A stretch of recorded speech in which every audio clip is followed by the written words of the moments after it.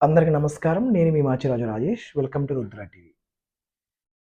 ఈరోజు ఈ వీడియోలో చాలా విచిత్రమైన విషయాలను నేను గమనించిన దాన్ని మీతో పంచుకునేటువంటి ప్రయత్నం కోసమే ఈ వీడియో చేస్తున్నాను. ఏంటంటే మనం గమనిస్తూనే ఉన్నాం. చదువుల పరుగుల్లో అలసిపోతున్నటువంటి చిన్నారులకు ఆట విడుపుగా నాట్యాన్ని లేదా సంగీతాన్నో, మరో కళనో నేర్పిస్తాం.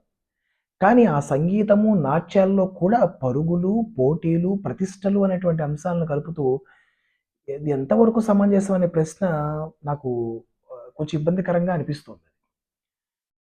ఎందుకంటే ఇటీవల కాలంలో ఏదో ఒక డాన్స్ ఫామ్‌లోనో, లేక మరొక కళలోనో ప్రత్యేకతను సాధించి, వరల్డ్ రికార్డ్‌ను సాధించి, అటువంటి వాటిని చూస్తున్నప్పుడు చాలామంది దానిని ప్రేరణగా తీసుకొని, తాము అలాంటి ప్రపంచ రికార్డులు చేయాలని ఆలోచించేటువంటి వారు కొందరవుతున్నారు. అయితే ఇందులో కొందరు నిజంగా కష్టపడి చేస్తూ ఉంటారు. కానీ మరికొందరు వారి స్థాయి, వారి ప్రయత్నాన్ని అర్థం చేసుకోకుండా ఎగతాళి చేస్తూనో, లేక వీడియోలను వాళ్ళని గేలి చేస్తూనో, ఇది ఎటువంటి మనం ఎటు పోతున్నాం? ఎలా ఆలోచిస్తున్నాం? మనం అసలు నాట్యం నేర్చుకున్నప్పుడు మనం ఏం ఆలోచిస్తున్నాం? ఎలా మొదలెట్టాం? ఇవన్నీ ఈ రకమైన ఆలోచనలకి దూరం వెళ్ళిపోతున్నారేమో అనిపిస్తుంది.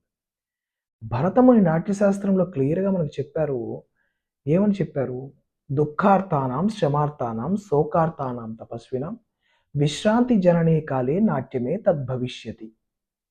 అంటే దుఃఖంలో ఉన్నవారైనా, శ్రమలు పొందిన వారైనా, శోకము, తపస్సు చేసి అలసిపోయిన వారు ఎవరికైనా సరే నాట్యం అనేది దేనికి ఉపయోగపడుతుంది? ఒక చక్కని ప్రశాంతతను, ఒక అందమైన కళగా ఉండటమే కాకుండా ఆనందాన్ని ఇచ్చేటువంటి కళగా, ఆట విడుపుగా ఉపయోగపడుతుందన్నారు.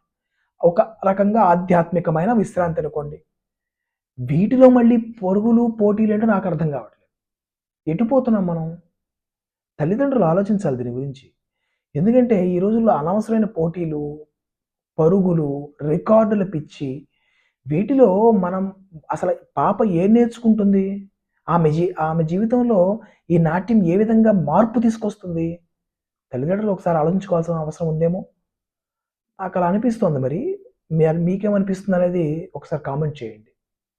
నమస్తే. ఓం నమః శివాయ.